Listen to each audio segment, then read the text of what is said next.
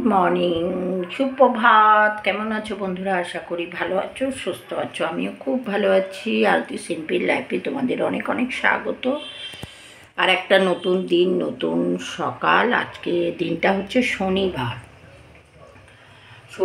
এখন প্রায় 10-11 বাজে, 11:45।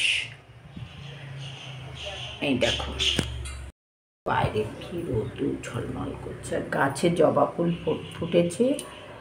এই দেখো দেখো 2-3টে জবা ফুল ফুটেছে।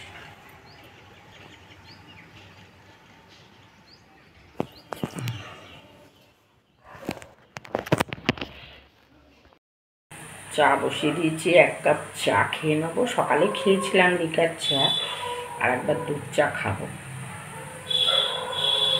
চা ফুটছে, একদম রেডি।